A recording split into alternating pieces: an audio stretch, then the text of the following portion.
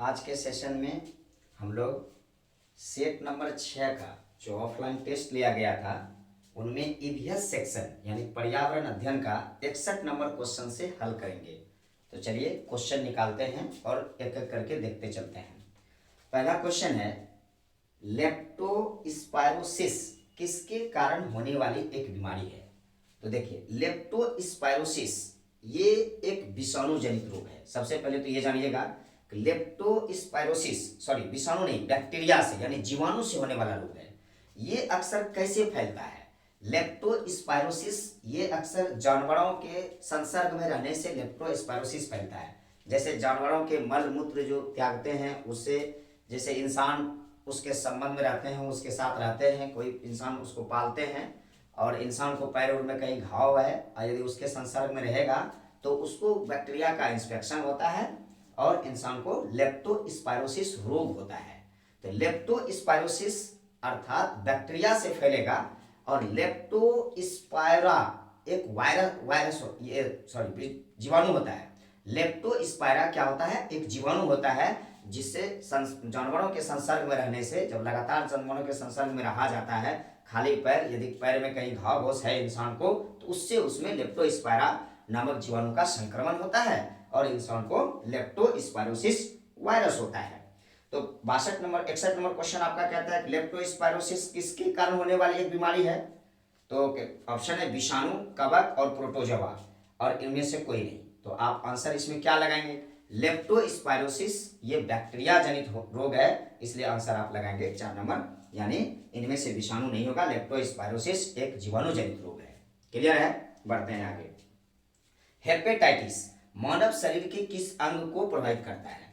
देखिए, हेपेटाइटिस को जानने से पहले इतना जानिएगा कि लेप्टोस्पाइरोसिस होता है जीवाणु से। तो जीवाणु से और सब कौन कौन रोग होता है आपको क्वेश्चन एग्जाम में पूछा जा सकता है, कोई बड़ी बात नहीं है। तो समझेंगे 61 नंबर क्वेश्चन, बैक्टीरिया से कौन कौन रोग होता है। अक्सर जो मेनली तौर पर जो रोग होता है मैं उसकी चर्चा करूंगा। इसके लिए आप एक चीज याद रखिएगा, एक चीज डीप सिटी, क्या रखिएगा यार? डीप सिटी का कुटनी है। अब डीप सिटी का कुटनी मतलब क्या हुआ? ये चीज आपको याद रखना है कि डीप सिटी मतलब ऐसी सिटी जो पूरा डीप है ना, उसका क्या है? कुटनी है। तो आप याद रखेंगे डीप से, डी से हो जाएगा डिप्थीरिया। क्या हो जाएगा? डिप्थीरिया। जो देखिए आपके क्वेश्चन में हेपेटाइटिस पूछा है, ध्यान दीजिएगा, डिप्थीरिया है ना। अब पी से हो जाएगा प्लेग, और सी से हो जाएगा सिफिलिस। क्या हो जाएगा? सिफिलिस। ठीक है। और टी से होगा टिटेनस है ना, टिटेनस। का से हो जाएगा काली खांसी। ये सब के सब जीवाणु जनित रोग है, ध्यान रखिएगा। काली खांसी। कू से हो गया कोढ़ होता है बीमारी, वही हो गया। और टी से हो जाएगा टाइफाइड। टी से क्या हो जाएगा? टाइफाइड। ध्यान दीजिएगा, टी से हो गया टाइफाइड। ठीक है। नी से हो जाएगा निमोनिया है ना, नी से हो जाएगा निमोनिया, है से हो जाएगा हैजा। ये जल जनित रोग है। ये सब जितने रोग हमने आपको लिखाया, ये सब के सब रोग किससे फैलता है? जीवाणु से फैलता है। आपको क्वेश्चन में पूछा गया लेप्टोस्पाइरोसिस किसके कारण होने वाली बीमारी है, तो आप कहेंगे लेप्टोस्पाइरोसिस जो कि जीवाणु संक्रमण के कारण होता है, लेप्टोस्पाइरोसिस। लेप्टोस्पाइरो नामक जो है जीवाणु से जो है ये रोग होता है। क्लियर हुआ 61 नंबर। बढ़ते हैं 62 नंबर की ओर। देखिए, तो 62 नंबर क्वेश्चन आपको क्या कह रहा है? 62 नंबर कहता है हेपेटाइटिस मानव शरीर के किस अंग को प्रभावित करता है। तो अब हेपेटाइटिस की बात आया है, हेपेटाइटिस आपके शरीर के किस अंग को प्रभावित करेगा? तो हेपेटाइटिस क्या है? सबसे पहले विषाणु जनित रोग है। ये कैसी जनित रोग है? विषाणु जनित रोग है।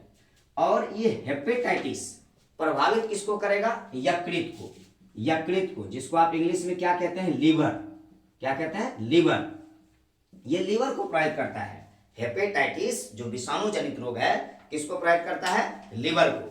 अब इससे रिलेटेड भी कौन है? जैसे एड्स खूब पूछता है। एड्स जो विषाणु जनित रोग है, एक्वायर्ड इम्यूनो डिफिशियंसी सिंड्रोम इसका फुल फॉर्म होता है।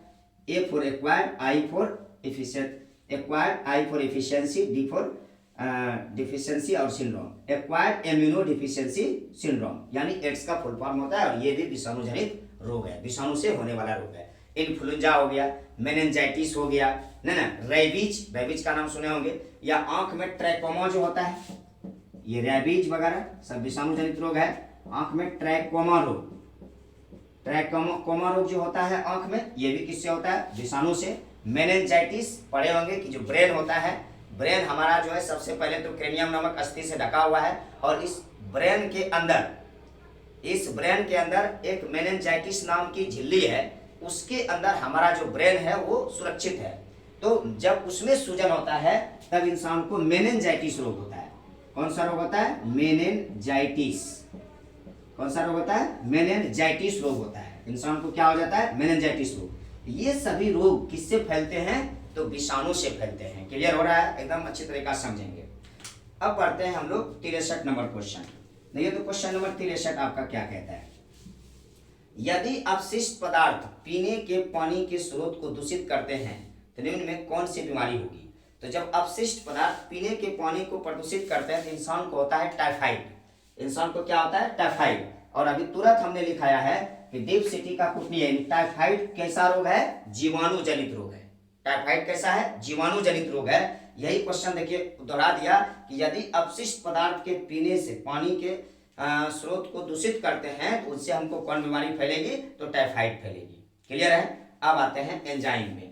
पेप्सिन एक एंजाइम है जो किसका पाचन करता है? तो पेप्सिन क्या है? देखिए आमाशय से निकलता है जठर रस, और उस जठर रस में होता है, ध्यान दीजिएगा, आमाशय से क्या निकलता है? जठर रस। आमाशय जिन्हें आप स्टोमक कहते हैं, आमाशय से क्या निकलता है? जठर रस। जठर रस। और इस आमाशय के जठर रस में होता है दो प्रकार का एंजाइम। एक कौन सा? पेप्सिन। एक होता है पेप्सिन, है ना, एक होता है पेप्सिन और होता है रेनिन। अब ये इसका काम क्या है? आपसे यही पूछ लिया है कि भाई पेप्सिन जो रोग होता है, ये सॉरी पेप्सिन जो एंजाइम होता है, इससे जो निकलता है आमाशय के जठर रस से, तो पेप्सिन एंजाइम का काम क्या है? तो पेप्सिन एंजाइम का काम है प्रोटीन का पाचन करना। क्या करना? प्रोटीन का पाचन करना पेप्सिन एंजाइम का काम है। और रेनिन का क्या काम है? रेनिन एंजाइम जो दूध हम लोग खाते हैं, तो दूध में केसिन नामक एक प्रोटीन पाया जाता है, और उस प्रोटीन का पाचन करता है कौन? रेनिन। क्लियर हुआ? पेप्सिन और रेनिन दोनों क्लियर हो गया। तो कहता है पेप्सिन एक एंजाइम है जो किसको पचाता है? तो आप क्या कहेंगे? प्रोटीन को पचाने का काम करता है। बढ़ते हैं आगे 65 नंबर, ध्यान दीजिएगा। 62 63 हो गया, 64 में 63 64 हो गया, 65 में आते हैं। 65 नंबर क्वेश्चन देखिए आपको क्या कह रहा है। बच्चे के लड़की होने के लिए वंशानुक्रम से मिले गुणसूत्रों में कौन सा जोड़ा सही है? लड़की होने के लिए तो आपको पता होगा कि जो मेल और फीमेल है, फीमेल और मेल, ये दोनों जीव एक दूसरे से मिलते हैं, एक नए जीव का निर्माण होता है। रिप्रोडक्शन सिस्टम जो आपने बायोलॉजी में पढ़ा होगा कभी, रिप्रोडक्टिव सिस्टम। तो रिप्रोडक्टिव सिस्टम के अंतर्गत जब अपने ही समान एक नए जीव का निर्माण करता है, दो जीव मिलकर, हम उसे कहते हैं कि भाई एक संतान की उत्पत्ति किया, यानी रिप्रोडक्शन हुआ। तो यहाँ पर यही पूछा है कि बच्चे के लड़की होने की क्या संभावना है। तो आपको पता होगा कि मनुष्यों में कितने गुणसूत्र होते हैं? टोटल 46 क्रोमोजोम होते हैं। टोटल कितने होते हैं? 46 क्रोमोजोम होते हैं। तो अब ये तो अर्धसूत्री विभाजन होता है कि 23 को मानव का, ये पुरुष का, 23 को किसका रहता है? महिलाओं का। मिला करके एक सिस्टम बनता है। तो अब यहाँ मेल के बात आते हैं तो मेल के पास होता है XY क्रोमोजोम, अब फीमेल के पास आते हैं तो XX क्रोमोजोम होता है। तो लड़की आपसे पूछा है कि भाई गर्ल्स होगा, गर्ल्स कैसे होगा? तो गर्ल्स होगा जब पिता का X क्रोमोजोम और माता का X क्रोमोजोम जब दोनों एक दूसरे से जो है फर्टिलाइज करेगा, तभी जो है लड़की होने की संभावना बनेगी। क्लियर है? यानी पिता का भी X क्रोमोजोम, माता का भी X क्रोमोजोम दोनों मिलेगा तभी लड़की होने की संभावना बनेगी। तो इस प्रकार आप आंसर कौन सा कहेंगे? बच्चे की लड़की होने के लिए वंशानुक्रम से मिले गुणसूत्र में कौन सा जोड़ा सही है? तो आप कहेंगे पिता से X और माता से X वाला जोड़ा सही है। क्लियर है? 65 के बाद बढ़ते हैं 66 में। 66 नंबर कहता है लिम्फ। लिम्फ डैश से वसा को पचाता है और अवशोषित करता है। तो लिम्फ समझते हैं, लिम्फ है ब्लड, ब्लड की तरह ही है, ब्लड के तरह ही लिम्फ है। ब्लड जिस प्रकार से लिक्विड है ना, लिक्विड कनेक्टिव टिश्यू, उसी प्रकार से लिम्फ है।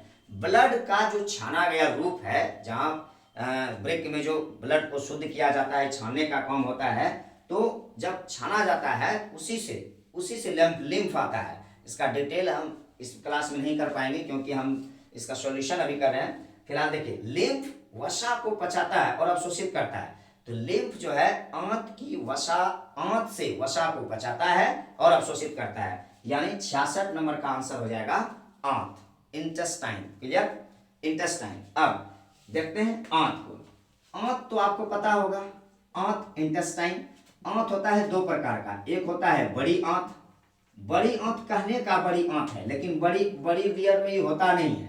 एक होता है छोटी आंत, एक होता है छोटी आंत। बड़ी आंत आपको पता होना चाहिए कि बड़ी आंत के 3 भाग होते हैं।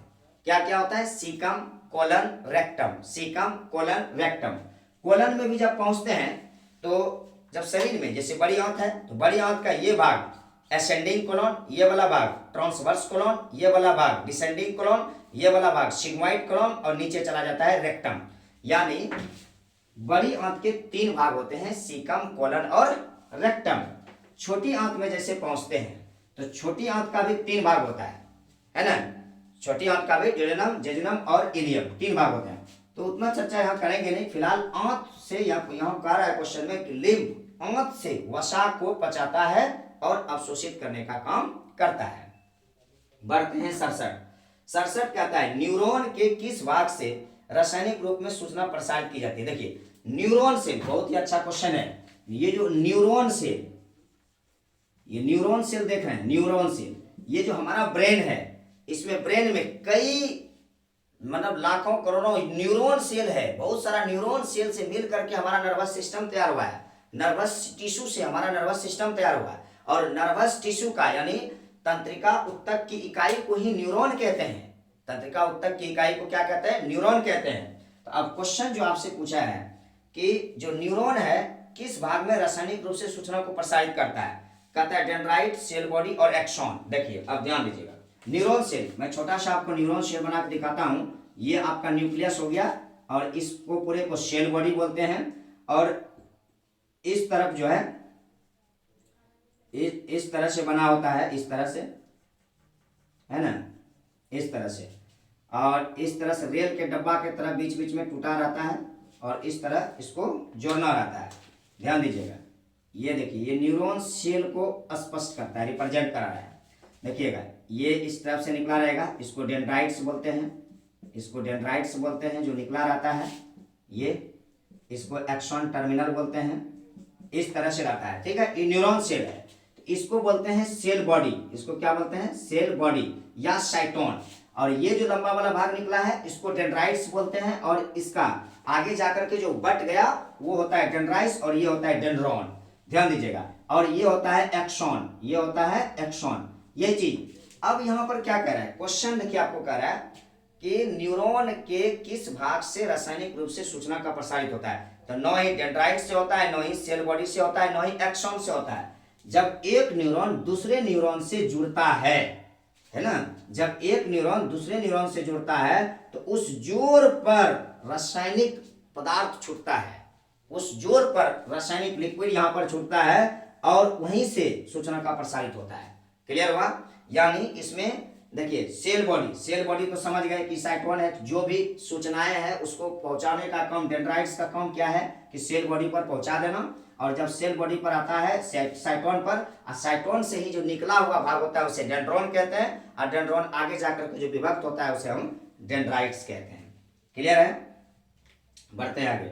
आहार नली का सबसे लंबा भाग क्या है? अभी तुरंत मैंने आपको बताया, आहार नाली का सबसे लंबा भाग क्या होगा? छोटी आंत होगा। बड़ी आंत, बड़ी कहने का है लेकिन रियल में छोटी आंत बड़ी होती है ना, छोटी आंत बड़ी होती है। तो आंसर आप क्या मारेंगे? छोटी आंत यानी स्मॉल इंटेस्टाइन मारेंगे। क्लियर है? ऑसोफेगस, ऑसोफेगस होता है जैसे हम आप भोजन करते हैं, ग्रहण करते हैं, तो भोजन ग्रहण करते हैं तो भोजन जो शरीर के अंदर पेट में जाता है तो ऑसोफेगस से होते हुए जाता है। तो भोजन जैसे मुंह में चबाते हैं, चबा करके लेते हैं तो फायरिंग्स में आता है, जैसे फारिंग्स में पहुंचता है तो वहां से दो नली खुलता है, एक ट्रैकिया का, एक इधर से ओसोफेगस का, एक निगल द्वार, एक कंठ द्वार। तो कंठ द्वार से इसको लेना देना है नहीं, तो निगल द्वार में जाता है ओसोफेगस में भोजन, और ओसोफेगस के सारे भोजन कहाँ चला आता है, स्टोमक में आ जाता है। कहाँ चला आता है भोजन, स्टोमक यानी आमाशय में चला आता है। ये क्वेश्चन यही है कि ओसोफेगस समझ गए, पहला ऑप्शन। दूसरा ऑप्शन है छोटी आंत। छोटी आंत सबसे बड़ा होता है, स्मॉल इंटेस्टाइन होता है, इसके 3 भाग होते हैं, डेडुनम, जेजुनम, इलियम। और बड़ी आंत के भी 3 भाग होते हैं, सिकम, कोलन, रेक्टम, ये सब बता चुके। बकल कैविटी होता है, बकल कैविटी जो मुंह में जो है ना, जो चावल वगैरह जो भी भोजन आप लेकर के चबाते हैं वो बकल कैविटी में चबाते हैं। अब आते हैं 70 नंबर, कहता है सार्वभौमिक स्वीकारता रक्त समूह कौन सा है। तो मेरे भैया देखिए, सार्वभौमिक स्वीकारता, इसमें 2 चीज आता है, एक आता है सर्वदाता, एक आएगा सर्वदाता, तो सर्वदाता रक्त ग्रुप O है, और एक आता है सर्वग्राही, एक आता है सर्वग्राही। ये 2 क्वेश्चन आपको कभी पीछा नहीं छोड़ेगा, ये सर्वदाता और ये सर्वग्राही। ए बी को सर्वग्राही यानी किसी से भी ये रक्त ले सकता है, और O ग्रुप जिसका है वह किसी को भी रक्त दे सकता है। ब्लड ग्रुप 4 प्रकार के होते हैं, A B A B O. Question आएगा कि ब्लड ग्रुप कितने प्रकार के होते हैं, 4 प्रकार के, ए बी ए बी ओ, 4 प्रकार का होता है ब्लड ग्रुप। क्लियर है, कितने प्रकार के होते हैं, 4 प्रकार के ब्लड ग्रुप होते हैं, जिसमें से सर्वदाता O और सर्वग्राही ए बी को बोलेंगे। यूनिवर्सल डोनर, डोनर कराएंगे O को, और यूनिवर्सल रिसेप्टर कहेंगे ए बी को। क्लियर है, बढ़ते हैं आगे। इंसुलिन एक प्रकार का क्या है, ये तो पता होगा कि जो हमारा अग्नाशय है, अग्नाशय के एक भाग है लैंगरहैंस की द्वीपिका, लैंगरहैंस की द्वीपिका के बीटा सेल से, ध्यान दीजिएगा, लैंगरहैंस की द्वीपिका के बीटा सेल से किसका स्रावन होता है, इंसुलिन का। क्या निकलता है, इंसुलिन, ध्यान दीजिएगा, इंसुलिन निकलता है। और इस इंसुलिन का खोज बेटिंग और बेस्ट ने 1921 में किया था। किसने किया था, बेटिंग और बेस्ट ने 1921 में किया था। और इंसुलिन का सबसे पहला इंजेक्शन दिया गया लियोनार्ड थॉम्पसन को। किसको दिया गया, लियोनार्ड थॉम्पसन को दिया गया सबसे पहला इंजेक्शन, जो रहने वाले थे कहाँ के, कनाडा के। नाम था Leonard, Leonard Thompson, Leonard Thompson को दिया गया, रहने वाले थे कनाडा के। सबसे पहला इंसुलिन का पहला इंजेक्शन इन्हीं को दिया गया था, लियोनार्ड थॉम्पसन को। क्लियर है, बढ़ते हैं आगे। तो इंसुलिन समझ गए। अब इंसुलिन के अल्प स्रावन से, इंसुलिन यदि कम स्रावित हो रहा है, इंसान को होता है मधुमेह रोग, जिसे आप क्या कहते हैं, डायबिटीज का नाम देते हैं। और इंसुलिन का जब अधिक स्रावन हो जाता है, उसी का नाम हो जाता है हाइपोग्लाइसीमिया, हाइपोग्लाइसीमिया। ध्यान दीजिएगा, यदि इंसुलिन हमारे शरीर में ज्यादा स्रावित हुआ तो हाइपोग्लाइसीमिया, यदि इंसुलिन कम स्रावित हुआ इंसान को मधुमेह। यानी एक सुख है सुख नहीं है, सुने होंगे समाज में लोग कहते हैं एक सुख है सुख नहीं, वही हाल है। यदि शरीर में इंसुलिन कम स्रावित हुआ तो इंसान को होगा डायबिटीज, और यदि इंसुलिन ज्यादा स्रावित हुआ इंसान को होगा हाइपोग्लाइसीमिया, हाइपोग्लाइसीमिया। क्लियर हुआ, क्या कहिएगा, हाइपोग्लाइसीमिया। अब देखिए अगला क्वेश्चन है, निम्नलिखित में से क्या अशुद्ध रक्त का मानव हृदय में ले जाता है। ध्यान दीजिएगा, कई बार ये क्वेश्चन आया हुआ है, अशुद्ध रक्त कह रहा है ना, ध्यान दीजिएगा। शुद्ध रक्त, शुद्ध रक्त लेके जाने का काम करता है धमनी, धमनी कौन करता है, धमनी, जिसको आप इंग्लिश में कहते हैं आर्टरी। क्या कहते हैं, आर्टरी, जो शुद्ध रक्त ले जाने का वर्क करती है। शुद्ध रक्त ले जाने का काम कौन करती है, आर्टरी अर्थात धमनी। और अशुद्ध रक्त, अशुद्ध रक्त, अशुद्ध रक्त ले जाने का काम करती है शिरा, जिसे आप कहते हैं वेन। शिरा देखने में होता है हल्का हरा नीला, ठीक है, लेकिन धमनी होता है देखने में लाल, पूरा लाल होता है धमनी में, समझे। तो शुद्ध रक्त कहिएगा धमनी, अशुद्ध रक्त कहिएगा तो शिरा। अब बात आती है कि भाई यहां पर दिया है ऑप्शन में कि महाधमनी, फुसफुस, शिरा, फुसफुस, धमनी, वेना कावा। अब ध्यान दीजिएगा, देखिए एकदम बिल्कुल आसान है। शुद्ध रक्त धमनी में, धमनी ले जाता है, लेकिन ध्यान दीजिएगा यदि अशुद्ध रक्त आएगा तो फुसफुस धमनी मारेंगे, इंग्लिश में कहते हैं पल्मोनरी धमनी। अशुद्ध रक्त ले जाने का काम शिरा करता है, लेकिन शुद्ध रक्त आएगा तो पल्मोनरी शिरा। बात समझे। अब यहाँ पर क्वेश्चन में आइए, कहता है अशुद्ध रक्त को ले जाने का मानव हृदय में किसका काम है। तो अशुद्ध रक्त धमनी में शुद्ध रक्त, तो यहाँ क्या होगा, फुसफुस धमनी होगा, यानी पल्मोनरी धमनी होगा, उल्टा अपोजिट। क्लियर है। अब आते हैं आगे, कहता है सूर्य से आने वाली यूवी किरणें प्रमुख रूप से किस कैंसर का कारण बनती है। तो आपको बताए थे जो मानव का स्किन है, मानव का जो गोरा काला रंग देखते हैं, ये सब स्किन में उपस्थित मेलानिन रंगों के कारण होता है, मेलानिन के कारण होता है।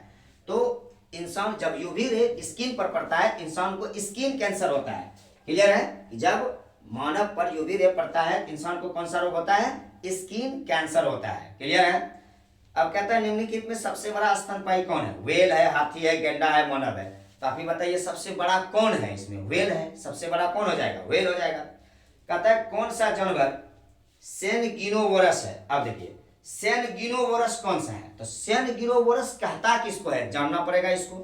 तो सेनगिनोवोरस का शाब्दिक अर्थ होता है कि कोई व्यक्ति जो रक्त के आहार पर निर्वाह करता है। कहने का मतलब वैसा जीव जो रक्त को पी करके ही जीवन व्यतीत करता हो, वैसा जीव जो रक्त को पीकर जीवन का निर्वाह करता हो, उसे सेनगिनोवोरस के नाम के जानते हैं, है ना? उसे किस नाम से जानते हैं? सेनगिनोवोरस। तो अब देखिए सेनगिनोवोरस जो रक्त पी करके जिंदा रहता हो। अब फिर बताइए पहला नंबर है फ्रूट फ्लाई। ऐसा नहीं है, फ्रूट फ्लाई उसी पर नहीं, हाउस फ्लाई तो मक्खी कहते हैं। ये रक्त चूसने का काम नहीं करती है, भोजन वगैरह भी खाती है। स्नेल कहते हैं घोंघा को, ये रक्त ही नहीं और कीट वगैरह भी खाता है ना? लेकिन मच्छर देखिए कुछ खाता है, मच्छर ओनली वन खून चूसने का काम करता है। तो इसीलिए इसका आंसर होगा सेनगिनोवोरस। कौन है? तो आप क्या कहेंगे? सेनगिनोवोरस एक मच्छर है। सेनगिनोवोरस किसको कहेंगे? एक मच्छर को कहेंगे। क्लियर है? एक क्वेश्चन देखिए 69 नंबर में छूट गया। कहता है विभिन्न संरचना और घटकों वाले अंग जो समान कार्य करते हैं क्या कहलाते हैं? तो इसका आंसर होगा समरूप अंग। इसमें आंसर गलत लिया है, अनुरूप दे दिया है, इसका आंसर होगा समरूप अंग। अब समरूप अंग क्या होता है और समजात अंग क्या होता है? ध्यान दीजिएगा। समरूप अंग बिल्कुल आसान है, समरूप अंग कोई विशेष नहीं है, इसको एनालॉजिस ऑर्गन कहा जाता है। तो समरूप अंग क्या है वो समझते हैं। वे अंग जो समान कार्य करते हैं, ध्यान दीजिएगा, ऐसा अंग है जो कार्य करते हैं समान लेकिन उत्पत्ति और रचना में होते हैं भिन्न। दिमाग में गया? काम क्या करेगा? समान। जैसे आप सोचिए, जैसे मान लीजिए कीट का पंख और चमगादड़ का पंख, दोनों का पंख उसे उड़ने का काम करता है, लेकिन रचना और संरचना दोनों अलग अलग भिन्न भिन्न है। तो कार्य होगा समान लेकिन उत्पत्ति और रचना होगा भिन्न भिन्न, तब आप कहेंगे वह समरूप अंग हुआ। क्लियर हुआ? समझ में आया कि नहीं आया? फिर से समझते हैं। समरूप अंग वो हुआ जो कार्य करेगा समान लेकिन रचना और उत्पत्ति के कारण होगा वो भिन्न भिन्न। जैसे अब मान लिया जाए कीट के पंख और पक्षी के पंख, तो पक्षी का पंख भी उड़ने का काम करेगा और कीट के पंख भी उड़ने का काम करेगा। तो कार्य किया समान लेकिन रचना और उत्पत्ति में हुआ भिन्न भिन्न, तो हम उसे क्या कहेंगे? हम उसे कहेंगे समरूप अंग। तो यही तो क्वेश्चन आपसे पूछा है, देखिए निकाल करके 69 नंबर। विभिन्न संरचना और घटकों वाले अंग जो समान कार्य करते हैं, तो जो समान कार्य करते हैं, तो जो समान कार्य करेगा वो समरूप अंग होगा। लेकिन इसका उल्टा समजात अंग कभी कभी एग्जाम में आ जाता है। तो समजात अंग वो होगा किसी भी जीव के वे अंग जो रचना तथा उत्पत्ति में समानता रखते हैं लेकिन अलग अलग कार्य करते हैं। समझ गए? रचना और उत्पत्ति में समानता रखेगा लेकिन कार्य अलग अलग करेगा, तो हम कहेंगे ये समजात अंग हुआ। जैसे मनुष्य का हाथ हुआ, जैसे बिल्ली का पंजा हुआ, नहीं बिल्ली का पंजा हो गया, मनुष्य का हाथ हो गया, नहीं घोड़ा वगैरह का जो अगला पैर है अग्रपाद हुआ। तो ये सब जो है ये सब के सब समजात अंग का उदाहरण है। किसी को कोई दिक्कत? तो ये था आपका सीटेट का 6 नंबर सेट का ईवीएस पार्ट का जो है सॉल्यूशन। मिलते हैं फिर अगले क्लास में अगले चैप्टर के साथ अगले सॉल्यूशन में। थैंक यू, धन्यवाद।